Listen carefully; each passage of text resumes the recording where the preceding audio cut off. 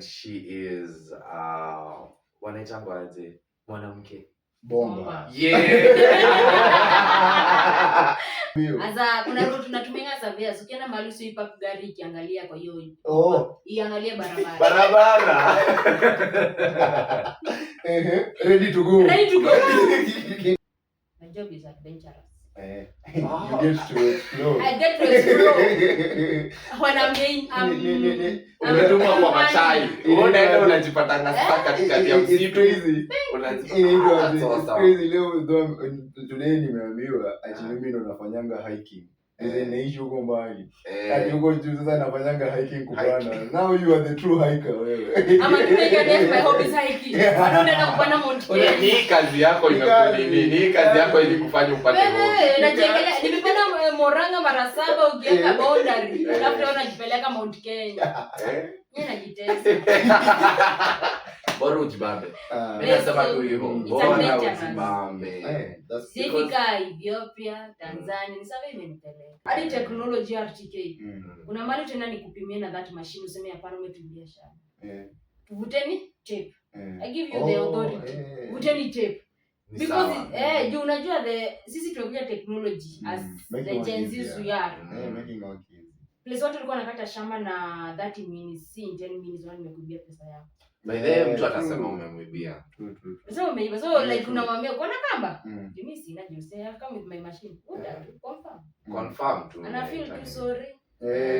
Kisha una confirm anabaki hapo ameshangaa. Amekuja hapa akalia. Kasiana kadogo tika kwa shule. Ndio wanasema.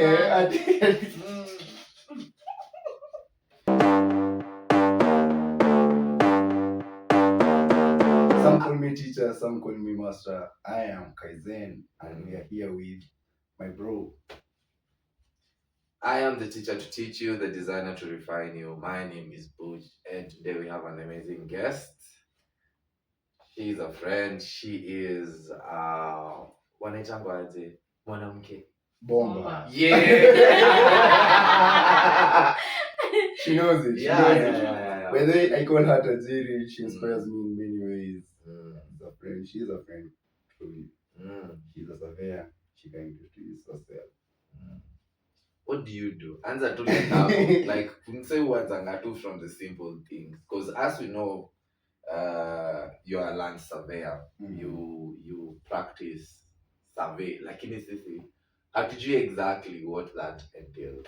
Like, explain here. But then we had a very serious conversation with Brian. When we were growing up, tulikuwa tunajua career doctor, engineer, sijui teacher. Like survey ulifikiria aje? Okay. First of all, my name is Grace. I'm a land surveyor.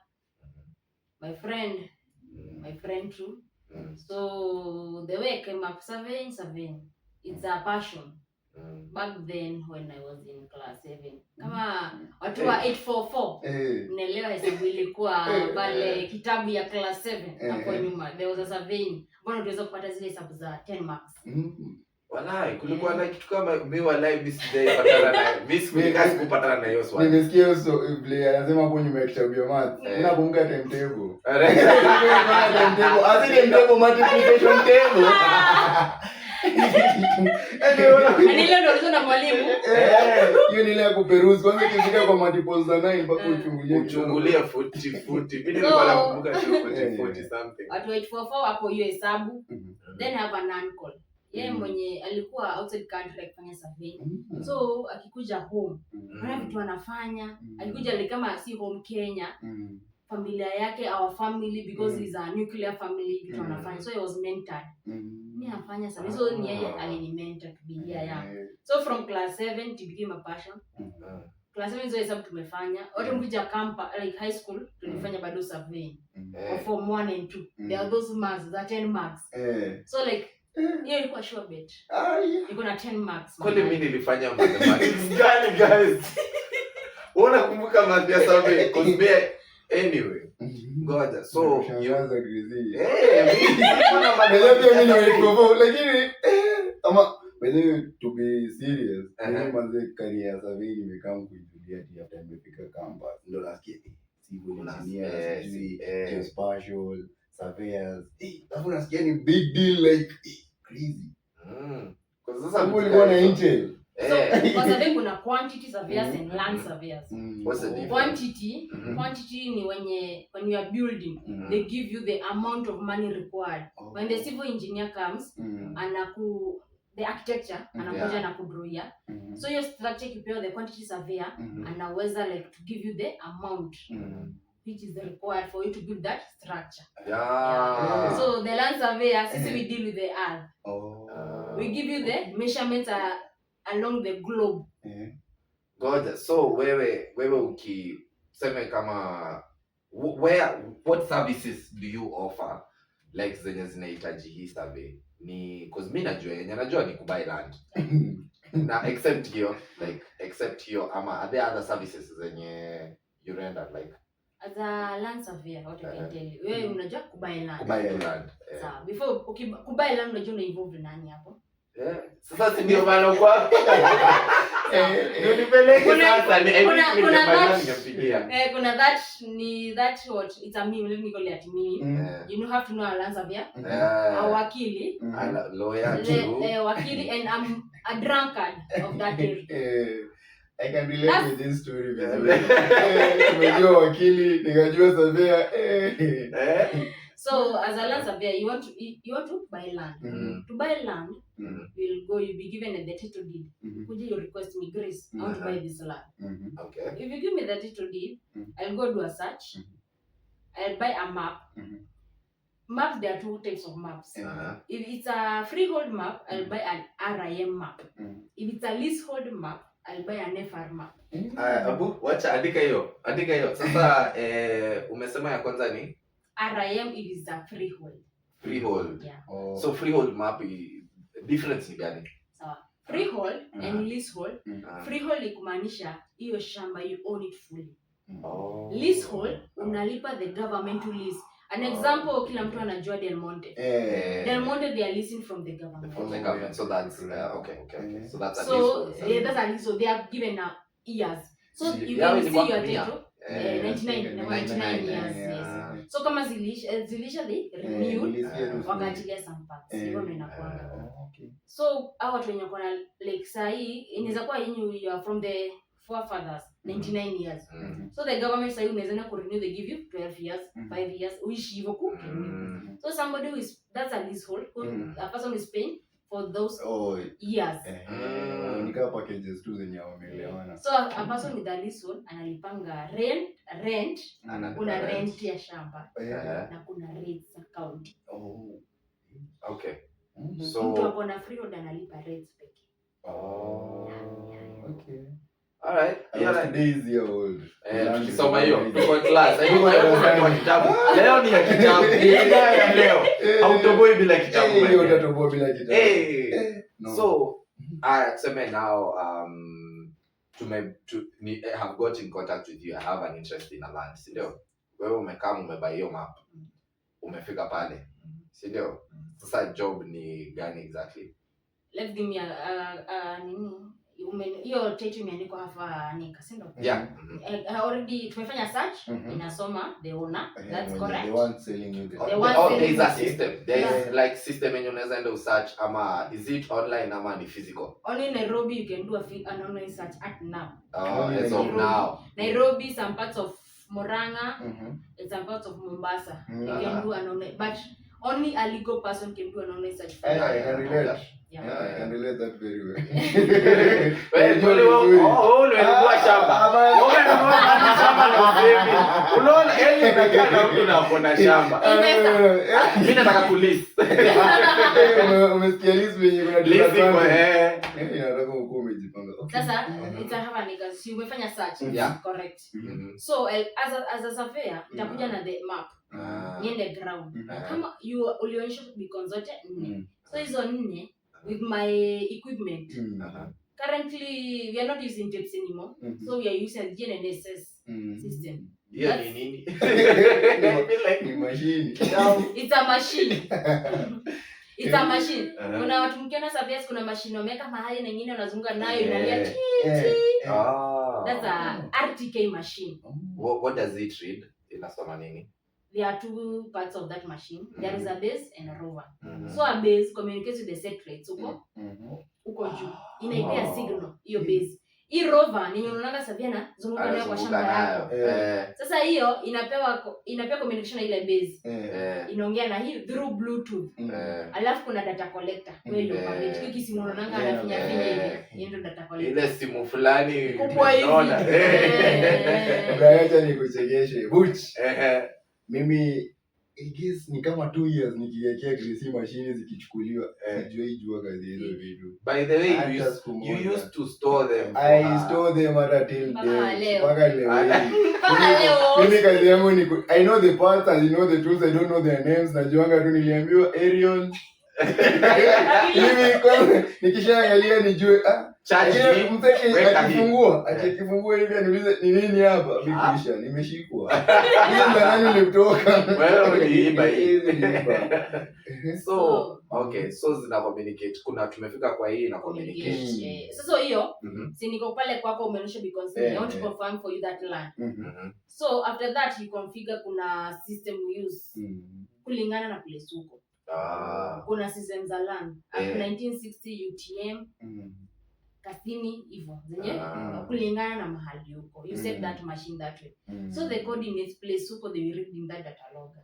So nitapick hizo beacons zako ni confirm hiyo data logger. No, hiyo simu una operate tu simu yako. Hiyo kitu pia na operate hivyo. Itamesha ni kama simu ya survey. So I'll connect those 4 points then they give me the acreage. Inafanya inaitangwaje ile m squared na sasa yako inafanya na what nini area is equal to length and width ndio niyo tu connect those beacons ukiconnect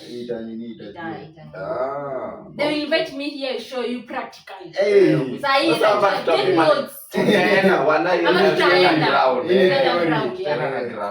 ground you see that thing yeah. That's awesome. Sasa hii job like okay mimi niko fascinated. Acha tuanze mimi leo na LAN. Niko da. Era kitabu sijui nimeweka wapi. So sasa job yako basically ni ukishapata hiyo acreage. Is your job determining like unajua kuna na issues za beacons. Unapata kuna maybe ya mtu imesongeshwa, kuna nini how does that come about ama acha before hata tuende kusolve tuanze na hizo beacons ile zisonge nini na kwanga imehappen kusonga si sana like hiyo huwezi sema kusonga but tulikuwa bado tuko place unanunua shamba unapata beacons unanunua shamba haya na so wewe unakaa kuconfirm ati land na buy ni genuine nipate beacon moja hakuna sindo unajua kupata beacon nika useme hili habishwa isongeshwa hapo so with my techniques kuna control point every area ukienda pale uchukue hiyo beacon kuna calculations we do hizo zenye kutoka class 7 so ukikey in that machine inakuwa na the compass it will give you the direction where that beacon should be. Hey, ngoja. So nini na like compass pia ni electric compass hii, ndio? So inakudirect. After my calculations, to say my beacon like the coordinates, let me use an example, the simple way. Where I'm using that point, the coordinates of that control point. Control point ni kama tukiwa hapa, control point hapa naweza mbele iko mtakata kumsemi. Sema Jomoko iko sawa. So like tukiwa hapa, control point ya place tuko kiko hapa Jomoko, another one inakwanga hapa Gatito ama Kiandutu. Kiandutu hiyo njia. Kiandutu pale kuna church kubwa inakwanga hapa. Na another industry there, big one. Ile ni pale ama hii industry ya unga yenye imefunguliwa. Njia ya mbuzi. Naiona. So hapo unaona hiyo place ni kama hapa nikienda ni pick. You have to have two known controls. So when I pick this one for Jomoko, sime check. I have to go there and confirm. Sime check. There are the calculations I did. you got 2 coordinates in your parcel. Kuna formula we use to get the other one. Use the distance and the bearing. Nipate coordinate the third one. So you connect dots in short. Nikipata hiyo like nitaenda pale nikisimeki nikitoka pale 32 itanipea compass inakuanga hapo kwa hiyo machine. Go north, south, west. Fuata. Utaenda mahali itafika itakuwa 0. The accuracy is 0.02. 0.02. That's the 02 of what? Centimeter. Yes. That's pretty close. 0.02 centimeter. That's like 0.2 millimeter in short. 0.2 millimeter. Sasa mimi mwenye nimefanya architectural interior design tuko hapa ndio unaona nina hiyo accuracy yenyu ni hiyo 2 millimeter.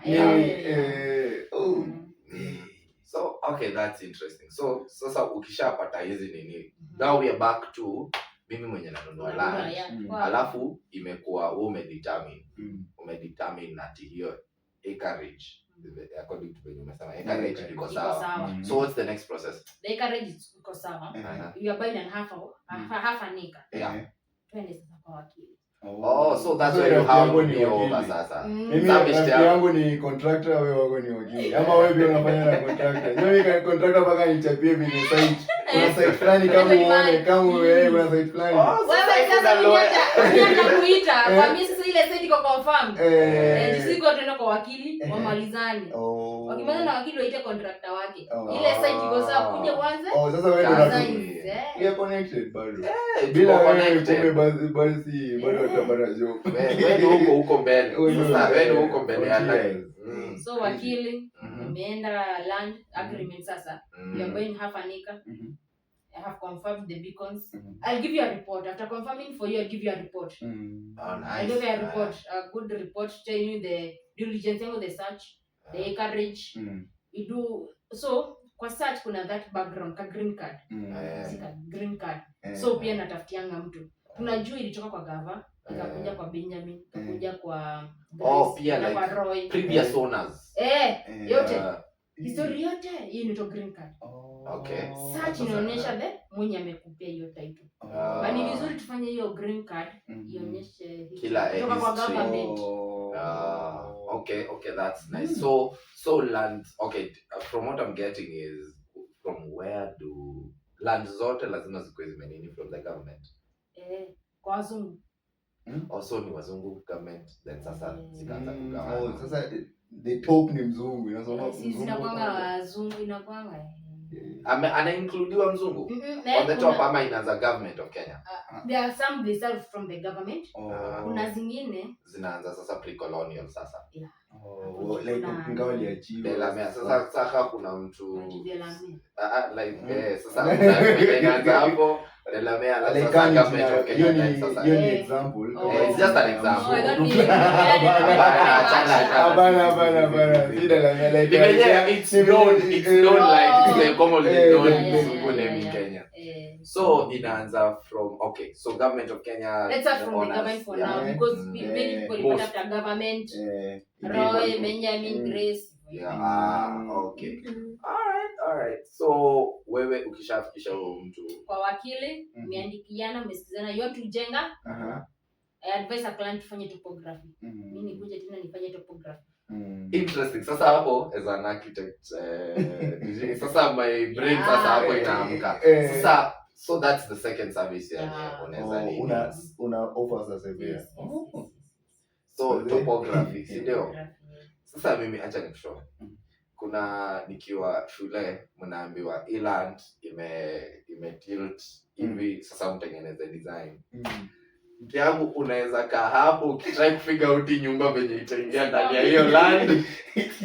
Ama isimame so kuna msemaji hata try like sasa ile ichimbwe kuna mtu kama mimi try ifanyike cave. Kuna mtu mwingine atatengeneza mavitu zishikilie. Sasa me I want like now sema kama a case nipatia like a case yenye have you ever worked like a land yenye iko maybe na a steep topography ama how do Sasa kwa grao kwa sababu tulifanya theory. Nisijajipata grao ati nikiambiwa vitu kama hizo. So kwa grao nini you happen from your experience maybe? A steep place. Moranga is an example. Si watu mnaambiwa Moranga watu wa mlima. Kweli mlima siko. So mimi nitaenda nifanye topography. I'll give you the elevation. The contours show the elevation of that land. So it's remember the contours. Kai, nilikuwa nisikie kumbe uliposikia. Nilifanya geography. Hapo kwa map contours. Join the previous episode umetaja hiyo word too bad. Geography. Geography na nini? Bado ilikuwa sphere. Sasa tumeingia topography na contours. Contours I never knew what it is. The contours shows the steepness of that land. The more the contours, the more concentrated, the more steep it is. The more cause map ni flat by the way. So sasa ikionyesha it's so crazy. Like your place because steeper. The more they are circular, the more it's less steeper. So in short, like so msemo mwenye maybe ana watch na elewi chaja tunasema ni kusema tu map. If you go and you buy a map, kuna maps zenye ziko na contours. There is contours maps. You have to buy specific maps.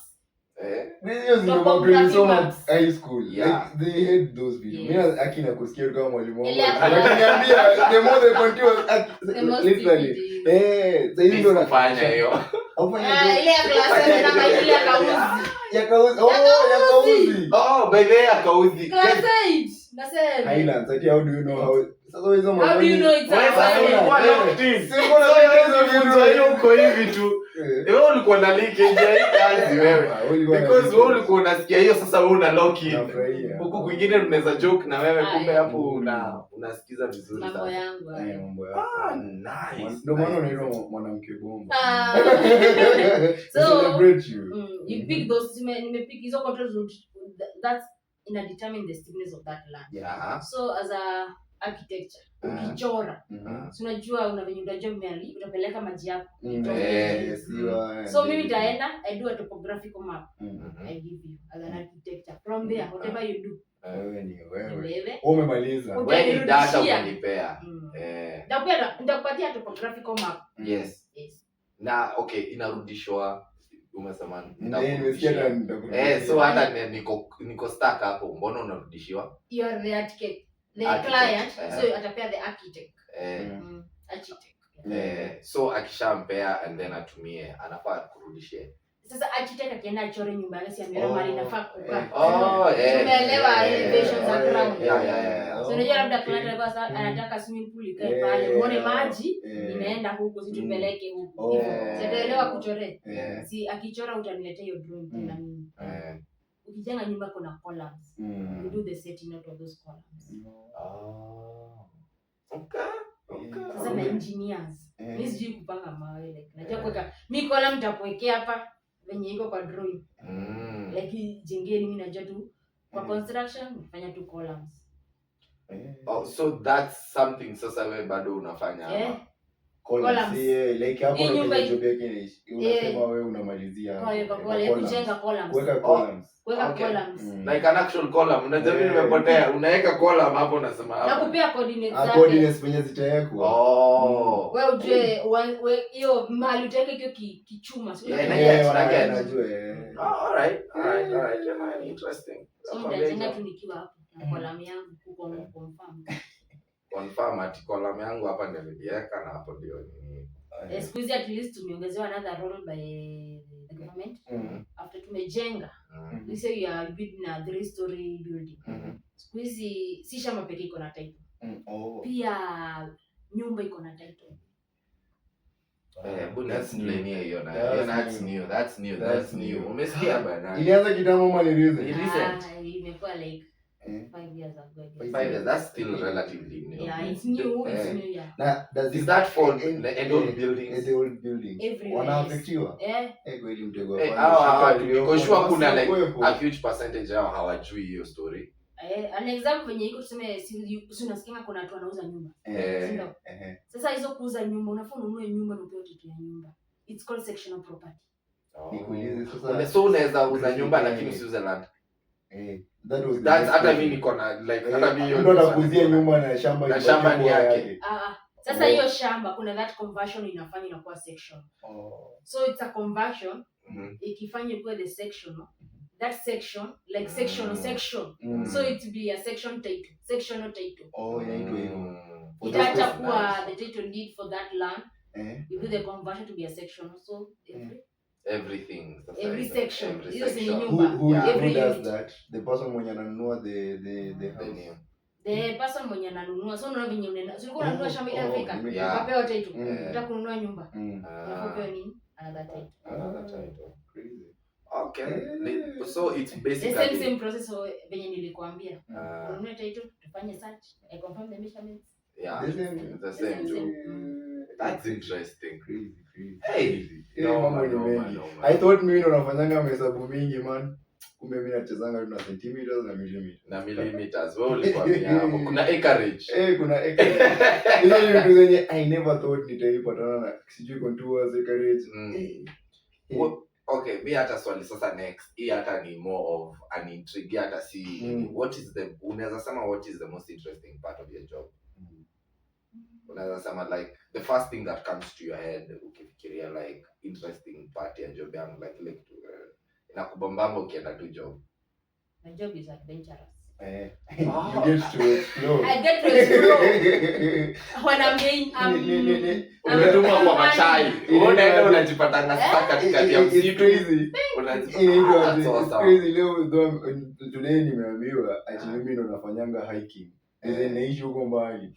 Ati huko juu sasa nafanyanga hiking kupanda. Now you are the true hiker wewe. I'm a true my hobby is hiking. Unaenda kupanda Mount Kenya. Ni kazi yako ni kazi yako ilikufanya upate wewe. Najiangalia nimepanda Moranga mara 7 ukienda boundary. Alafu unajipeleka Mount Kenya. Yeye anajitesa. Bora ujibambe. Ninasema tu hivyo. Bora ujibambe. Sifika Ethiopia, Tanzania, ni sababu imenipeleka. Like Goja. Nikuulize, your permit allows you to go and measure the land. Ama as long as you are registered as a government. Ukikuwa registered kwa government una allow you kwenda kufanya hivyo. Uko ndena ka private government. Tena uelewe system. Like unajua land I change techniques zile but the system no different. So wenye hiyo contract you go, you understand how they want the job done, so you give them at the way they want it. But nini measurements that change everything. So wewe ukienda pale ni the government that's changing na the rules. And the rules are uko wanataka. That means you're good at your job. I'm good. Sijaisikia mtu ametumia hizo words. I am good, I am perfect actually. Wewe ukisikia job ya nini mazee? Itataa. You actually have handles on like nini, si ndio? Yes. You can get us at Geo is service and consultants. Twitter, Facebook, WhatsApp pia ugiza search ndio umelipia. Google, we are Geo service and consultants. We are located Thika or Murang'a. That's where your physical offices are. Everywhere else you can call us. We just go. We'll come where you are. Piga namba ya survey atakuja. By the way, if you don't believe, you can try. The solo alisema piga plumber, atafika mahali huko. Piga ya survey. No. Jesus, because I have always had an intrigue. Nilikuwa interested kujua like because hizi jobs zenyewe sisi tukiwa wadogo. Hatukuwa tunajua hizi jobs. If you watch, kama watch our first episode, mimi nilikuwa tu niko doki fulani hapa. Nilikuwa nafunga masindano, man. Saizi mimi ni fundi na tester yangu. Unapigwa mashoka. I'm just shocked. Just shocked. Leo me I'm genuinely shocked. Mimi nashtuka tu kwa hii story. Like okay, so unaweza sema okay, juu survey is it sitaki niko na feel hiyo hichi ya kunini cause najua inakuwa controversial kuuliza hizi maswali siku hizi, but is it like a male led nini ama iko gender equal? Is it gender equal or am I? Land survey venye tu iko inakuwa male dominated field. So as ladies ndo tunaingia. Tunaingia sasa. Sasa wewe na mama pioneer hivi kidogo ama kuna like a generation ama two pia Ukiangalia hata sasa hivi yenye huko. Ukiniangalia mimi si plumbing petit tu. So like unaweza itwa job. Let me give my own scenario. Nikaenda kazi. Si once sio twice mtu akasema, nilikuwa ndani ya Savia ni mwanaume. Okay. Alafu my chain person is a guy, is a good guy. So kuliko kazi mimi nipotee. Namwambia itabidi hapo kwa Savia. Kazi itatoka tushafika huko Kivimani. Inabidi tuna switch. Like hiyo ni tumeniapenia, so tunashamwambia kwa Savia. Inabidi umecheza na nini? Tuna chini tu. But knowledge yenye tunatumia ni yako sasa. In short bado wasee waja. Bado kuna watu. Kuna wale wasee bado wanakale. Hadi technology RTK. Una mali tena nikupimie na that machine useme hapana umetumbia shamba. Tuvuteni tape. I give you the authority. Vuteni tape. Because juu unajua sisi tunakuja technology as the Gen Z we are. Making our kids. Place watu walikuwa wanakata shamba na 30 minutes, si 10 minutes wao nimekuibia pesa yako. By the way mtu atasema umemwibia. Sasa umeiba. So like unamwambia uko na kamba? Mimi sina juice. I have come with my machine. Confirm tu. Ana feel too sorry. Kisha una confirm anabaki hapo ameshangaa. Amekuja hapa akalia. Kasiana kadogo tika kwa shule. Ndo anasema. Kasichana kadogo na taweza relocate kwa hiyo. Nataka kuniamini kwa shamba yangu nimeachiona go. Whether what are the problems that you face as a surveyor ama as a woman in this field of surveying ukiingia grao hivi? The challenges I face are kuna hiyo discrimination za male dominated field in a lady. Hiyo ni the first thing. Also my boss says pia mimi huniletea tu shida. Ulimaliza shule lini? Hizo maswali mingi. Unaangalia mtu the experience ulisoma lini? Unamwambia tena. Nika CV yangu naleta kwa kazi tena na washanipea. Karibu huko uwekage mahali tu karibu uko na shika. Shika tu Shika soma. Kama anafanya kazi. Alafu kwanza the fact that tunampatia alafu naanza kutembea ukilia ti. Sasa you work with your CV like just confirm. I don't work with it physically, but I just explain to the client. That's a major thing. But people wanna improve, like accept your limits. And they are accepting because I have friends who are ladies who are in this field. So we share.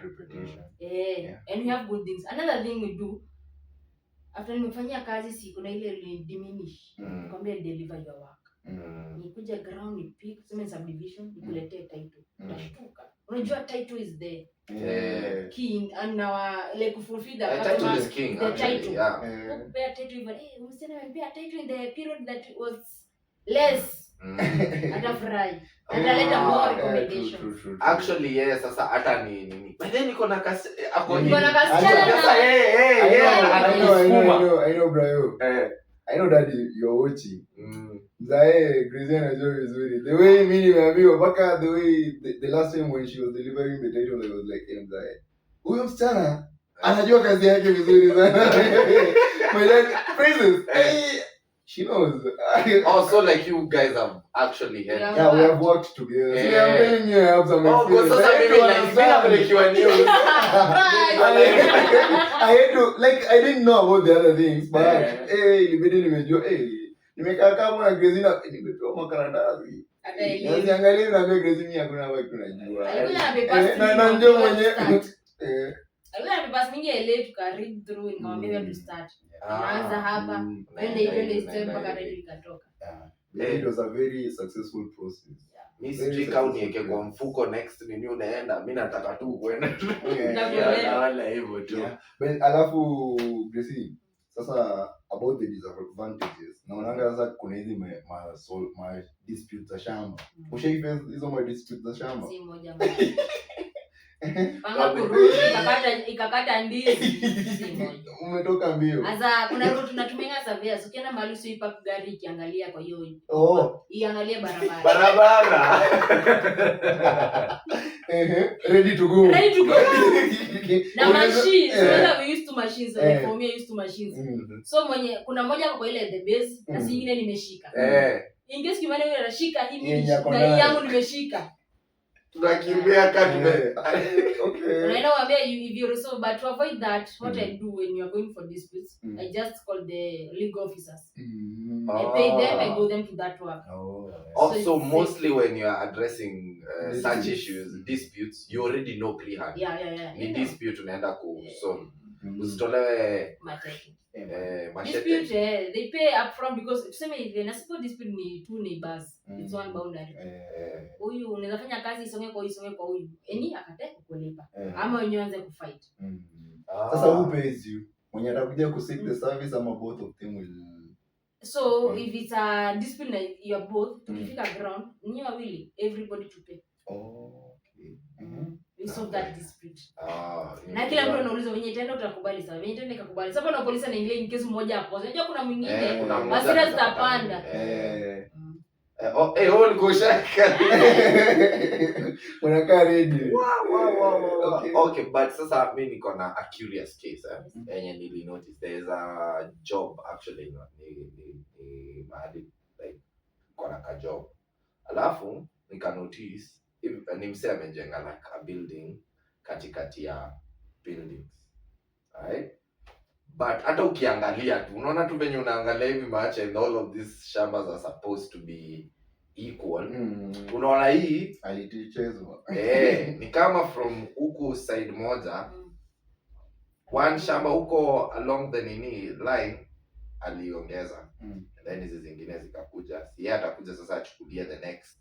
However, zinagawana shamba 50 by 7. Maybe like 50 by 100. I'm just using an idea. So the next person akakuja akachukua from mahali huyu akachukua 50 by 100. Huyu next akachukua 50 by 100. Huyu next akachukua 50 by 100. But along the way kuna mahali lazima kuwekwe allocation ya road. Si ndio? Sasa kukakuwa na piece mahali katikati yenye hawa wote wamejenga wakikuja na hizi shamba mbili zenye zimebaki. But huyu mwenye ako kwa barabara akakuja before huyu mwingine, si ndio? Sasa si atachukua kutoka kwa barabara 50 by 100 yake. Si hapa katikati patafinyika. Kuna mtu amefinywa hapo. Sasa what happens in such a case? Such a case ukipata na washajenga. Hiyo unapeleka juu. Unaenda una claim. So hiyo area yote itapikiwa. Kila mtu ambia surrender title yake. Okay. Kama mlipia 50 by 100 and you are 12 people na itoshi, the acreage imepatikana na mtagawiwa kila mtu apate equally. So in short, because this is something that exists kwa ground mahali. You cannot change. Hizo nyumba zote however many. Yes. All right. So hao watu washajenga. You have that in mind. Ukuje uambiwe haya hii yako wall yako inafaa kuwa hapa. Wewe na usha nini but uko na kaa 4 story up, 3 story up, 2 stories up.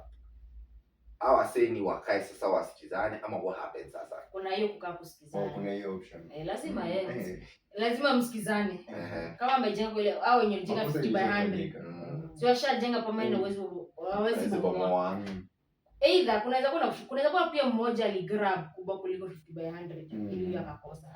Ndio nasema ule wa kule anaonekana ni kama yeye yake ni kubwa. Inaweza kuwa sasa ndio bado ikikuwa yeye anaambiwa shamba yake yako pabaya. Sasa kutoka hapo kama amejenga ni wasikizani. Na wote mkikata ikifika kwa government wao hawasikizani venye mko ground. Mlikata mnakatwa venye kunafaa kila mtu 50 by 100. Mwenye aliiba ama mwenye hakuiba kila mtu apate the acreage. Sasa hiyo ni kusema hizi manyumba ni sasa ndio kwa ndio watu wanabomolewa. Tumeona government hata kuna watu wanachukua land kwa barabara. Never do that. I advise my client. Atuseme huko wote ikuja. Hii barabara ni 9 meters. Ati ni kubwa. Sasa ni jenge hizi 3 meters. The government will utafikiwa. One time. Wanapomwanga tu kwa. Maybe not today. Not today. Maybe not today. Your children. But one day. Your generation. Watakujia their land. One day. Okay. Usipate tamaa. ridhika na yenye uko nayo. Kwa sasa mimi nilikuwa naangalia hizo nyumba, ninaangalia tu mzee, hizi zote ni magorofa. Na ni magorofa mzuri. Unaangalia hiyo mahali ziko unajada. So wao sasa like in short, mkikata ili yule mwenye amefinywa apate 50% yake. Because but unajua house are generational. So wao watasikizana from this generation.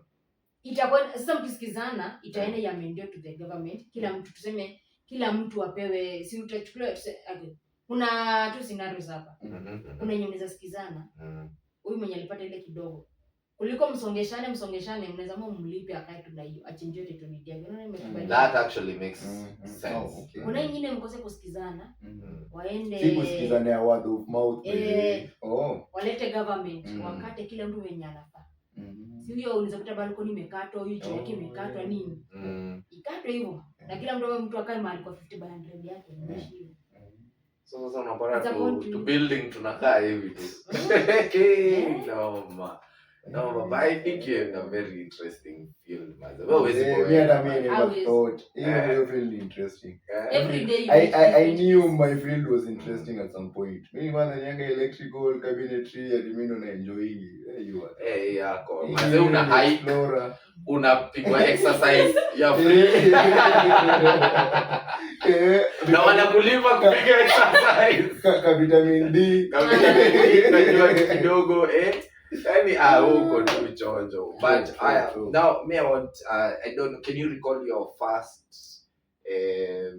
first maybe job ama first encounter like sasa kwa field? How do you go about from mtu soma nini, like is it land survey? How do you starting like seme mtu tu atapata interest of whatever video you're watching. Maybe hajaingia campus na amefanya high school, I'm presuming lazima umefanya physics, geography hizo si ndio? And then now you come to campus, unafanya course gani kwanza? Kuna kila mtu huenda campus like kuna uanze diploma. Kuna diploma in land survey. Then you can do the degree. And continue the masters. There is an argument na kuanga nayo sasa tu hapo mahali tumeguza diploma na degree. Do you feel like zinakuanga na change in dynamics za kuzisoma? Kuna wase wanasemanga ukisoma degree ni more paperwork, ukisoma diploma iko na more groundwork. That's true. Ni true. Diploma is more practical. Ina convert to the field. Yes. So unaweza is there any pro? Is there any advantage of kufanya the degree? Unajua the degree, because you have passed well in your form 4, you just go to the campus and find that land survey. The diploma ni mtu tuseme hakupata the fulfilling marks, the cluster points. Okay, but ndio nasema so the degree, yes. The degree from the previous statement ni it doesn't quite transfer to the ground. Yes. So advantage ya kuwa na hii degree ni gani after ushafanya? Unajua degree iko na kusaidia in promotions ama level of job. Mtu akiajiriwa kwa job group wa degree, diploma huwezi fika hapo. But the knowledge ama the technical, mtu ako diploma is more technical than the degree person in survey. So msawa degree afuatane na msawa diploma juu msawa diploma. I somehow get your point, Gracie, because in electrical, when you do mambo na stima, msawa diploma will do up to a certain floor. Like hizi pitisho floor pakaenda. What do you mean like floor? Like tuseme unaona hii nyumba ni a 5-story building. Sasa msawa diploma, this is the maximum anaweza fika. Hii ndio nyumba kubwa anaweza jenga. You mean in short, like, hata to transfer unajua up to stadiums, skyscrapers. Msewa degree. Yeye akona like that upper hand, like considering the size of the building, but when it comes to diploma unaambiwa up to a certain height. Naona nini 5, it's usually 5 floors. So you do a building with 5 floors. Mwisho. So kama unataka hizi za tao tuseme kama skyscrapers, you have to have a degree. How long does a degree in number 1 in electrical tech and number 2 in land survey take? when you're doing direct degree ama when you're doing degree after diploma? Zote. So kuna mse ataenda afanya direct degree. Direct degree kwa electrical, I guess ikienda maximum ni 5. Na hiyo ni kani direct, like you are doing umetoka high school direct. But when you're doing to me, when I was doing diploma, we were usually told when you get your diploma, you'll have to go for an extra 2 years. So that is like sasa wewe is it 3 plus 2? So not 5. Okay, is it the same? Yeah, the same case. Because I lazima ninge like hizi ni vitu tu za kuget clarity so that unaweza weigh, because sasa unaweza pata kuna mtu alisemanga nilishasikia advice but I didn't know what it meant by that time. Mtu mwenye the best thing you can do for yourself ni kufail. And then mimi sikuwa naelewa juu si tuna struggling kupita. But then akasema ukisha fail unaulizangwa unataka kufanya nini. But ukipita huyu ni daktari, huyu ni daktari. Unaambiwa tunafanya. Ukipress hivyo unaona ina make more sense. Ile kaka nikafi okay na make sense. So anyway nimesema tu hiyo kama but ni vizuri kuangalia kwenye unawe because nimepatana na wase wengi personally pia mimi nilikuwa na stress sana about choosing. It took me such a long time to choose a course. So like nilipita courses 1 million. Nikaamua acha kwanza nikuwe mwalimu. And then after kufanya hiyo walimu na kuimaliza na kuenda hadi kwa grao, I was like there is something I've always had a passion for and I can still follow it. So I still followed it. Chenye musema I never regret. This whatever this is the setup yenye iko is off of walimu. I still have your part of me. Walimu tu yenye iko nataka ku get knowledge and also just share it. So that now has led to this. It has also led to musamanga mimi nilikuwa mseshai tu. But like sasa hii ukipatana na mse I can comfortably talk with a person. So rasamanga hiyo comes from that. So the teacher is what I am, but a designer is who I am. Because that's a creative, Anyway, back to survey. So tushakava services provided, tumekava situations tricky kwa grao. Discuss a way how to get into survey. But kuna swali niliuliza actually na bado hukujibu. Can you remember your first encounter like job? My first job ilikuwa a group walini approach. Then 1 acre pale Kivimani na subdivided into 8 portions, so 50 by 100. So they owned a land water 1 acre. So they requested chama. They want to subdivide it. There were 8 people, 8 portions. So that's my first job. Okay, how did it? It was woga just deliver. Like sifanya kazi yangu peke yangu yenye nimezoea bosi kwa bosi. Hii yangu. Nataka ku deliver zote nani. So nikwenda ground ilikuwa sawa juu unajua bado kule place nilikuwa employed nilikuwa nafanya ground. But processing ndio ilikuwa shida. So kule nafaa kupanga hii paper hivi like hii paper iende next level. Sasa hiyo ndio iliniteach. Lakini my boss was good alinifunza. So you already had like experience under someone before. Yeah. So there's unasoma alafu unaingia under apprenticeship ama hiyo ni nini sasa? The same anko. Mimi nilikuwa naanza binti. Mimi uyangolia yako bana. Your flowers. Mimi ndio bongo nilikuwa na argue mambo ya Chelsea na Man U.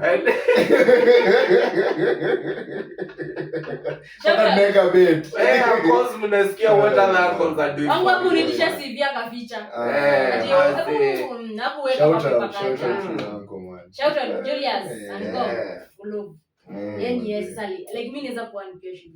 So nikifunga na niita jobs. So naona nilikuwa na experience. Nilikuwa nikija kuwa employed na ili nipate job yangu ya kwanza permanent. So in case of anything, Ukionja unaweza kwa mimi boss wako nimepotea kwa ofisi ka sikumeka PJ. Private job. So napigia mayanko ananiambia nafanya hivi nafanya hivi. So that was my first na nikaanza kudeliver kwa Machakos. Nilimaliza Machakos. Okay. So sasa okay, but umesema kitu bali alafu ni map yangu ikaingia very very weird. Kwa sasa mtu anaweza dhani ni mbali. Ni hapa ni kama ukienda hii side nyingine Keno ni Murang'a. Ukienda hii side nyingine actually si Blue Post ni Murang'a. Kwa hii side nyingine ni Kiambu, hii side nyingine Machakos. I think Thika is just peculiar. But anyway, so unaweza sema how ndasema aje, if you have let's go with a smooth transition. Yes. From high school to, let's even go with diploma.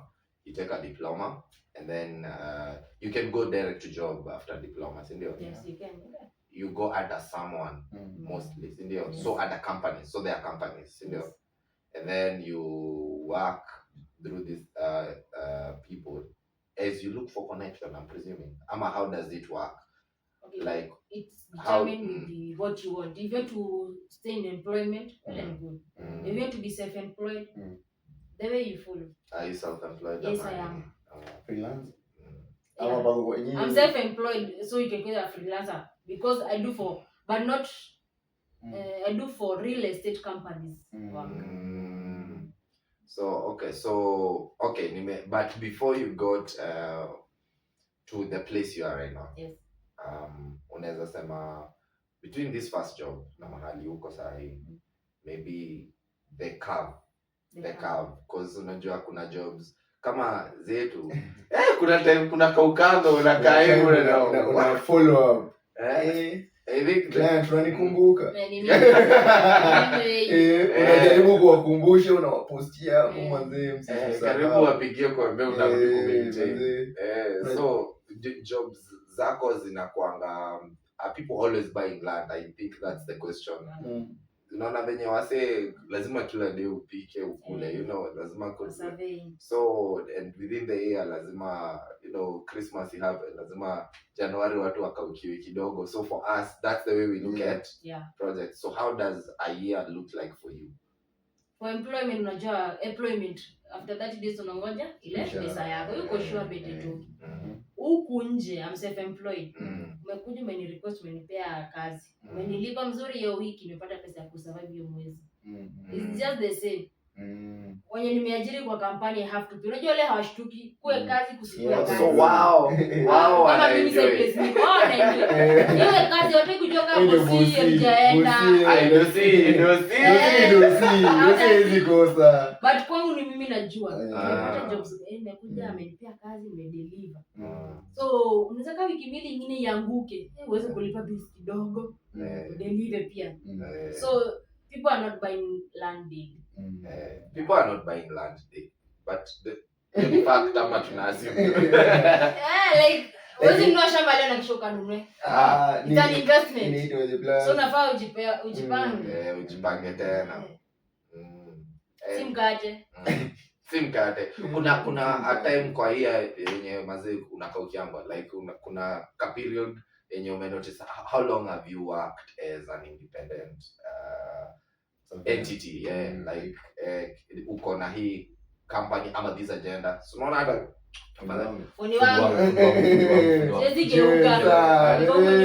niko nyuma hata tunavalia brand hata ukilala mazuri unalala alafu itabidi uweke hapo mbele. Unalala na roho. Ndeka hapa mbele huko nyuma. Itabidi umefanya kazi. Maneno nimeona. Mwili wangu unakuanga hapa kwa kichwa mpaka nifanye ile saika ya mafootball hapo sio. Sasa hivi hapa. Ndio naambia hope unakumbuka. God ni hapa ndio. So within a year kuna time yenye kuna kaukanga. Ninasema kama hii rainy season zetu. Sasa hii juja kama tuwezi ingia. Mwalimu kama tuwezi fika. Huko ndo kampuni zinanunua shamba zinakata. Sasa hakuna barabara wajijengewa, so like before mi unajua mimi kazi yangu kwa biko sisi ni shamba Mm. ama all no ploti Juja farm Mm. unanilikuwa sasa tuende mimi mbona nimekwama hiyo kazi imenitoka wananiambia ukikauka tunaenda kuangalia Man, alafu kunyesha the next 2 weeks. thank you si kunyaja kasa hii mpaka Bosi lazima atoke lakini ina shida like lazima utoke ndio nasema like at the same time hiyo imeanguka bado kuna employer like employee wako anangoja pesa huyo. Damn, so Rainy seasons zinaweza sema for me is only challenge. Yeah. na unaweza sema because now hatuja ama you can say or not. Yes. How long have you worked independently? 5 years. 5 years. So 2021. So God, was that influenced by COVID? Ulikuwa umeamua kuanza na COVID alafu ikakuja nini ama ili happen tu ikaanza 2021? The funny thing ni unaona venye watu wanasema kuna tulikuwa milioni ya COVID. Siko milionea but nikakuwa employee mimi niliemployed time ya COVID. Time kulikuwa na hiyo lockdown. Nilikuwa kwetu huko Kirinyaga huko. Ndio niliweza nikapenya nikakuja like niliemployed time ya COVID. Nilikuwa na watu. So si kwa 2019 2020. Sio tu unakaa tu after that si mtu group. Sasa kuona sasa shida unaona tu hii pesa inaingia hivi kazi unaweza mtu analipo hivi nje sio utoke upige PJ zako. Upige unaona unapotea sana kwa ofisi ya mtu au mdelivery unamwambia unaongea tu vizuri. Haina haja place umetoka sio igongesha mlango. True. Till today we are good friends with boss. Hiyo nayo nimeandika. Kwenye umetoka usiwahi mlango. Never bang that door. Hiyo initagwa episode title. Kwenye umetoka never bang that door. Nice. Till today mimi ajira na one boss. Till today he is my friend.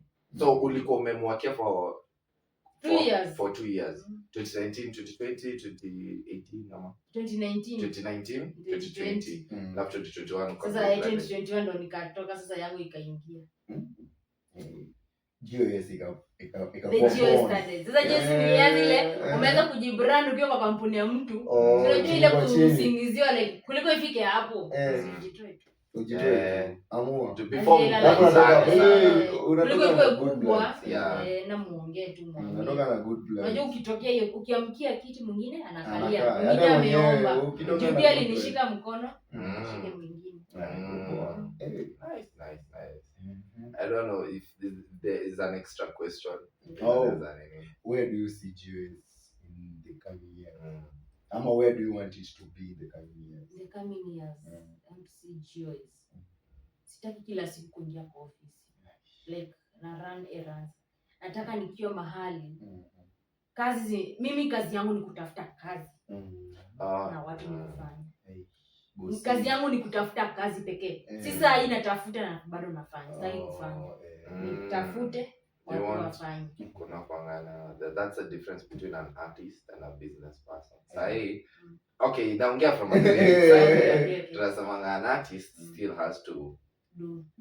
But a business person, sasa ni have an idea ama anini. Sasa in your case a contract and then ni contract unakaa kwa board kila mtu you know your work. So mimi ni kwenda kufuatilia hizo invoices tupate pesa. Si ati bado niko huko ground tutatafuta because na nyinyi na mnataka pesa by the end of the month hatujalipwa na hiyo kampuni. Nataka kwenda kutafuta hiyo pesa. Na kazi hiyo. Mimi nilikuwa class. Leo nayo nimeamua nimesoma. Sijai concentrate hivi kwa maisha. Kwanza unakumbushwa gani? Class 7. Ya class 7. Unaamua class 7 mlisoma hii. So anyway, mimi hapa hivi tunamalizana lazima tumalize na award. Lazima niangalie maandishi niangalie vile tutamaliza. But anyway, kuna this is nimeipoteza. Ndio hii. So, money is not earned by working. It's earned by thinking. If working 8 to 12 hours a day made people millionaires, everyone working these hours would be wealthy. Na feel kama yeye na relate na na tulikuwa tunaongea. Ndio. That's true, yeah. Very true. Unless we have anything else ya kuongeza. Kaizen? Yeah. Is this advice for you or for me? I guess both. Have a good day.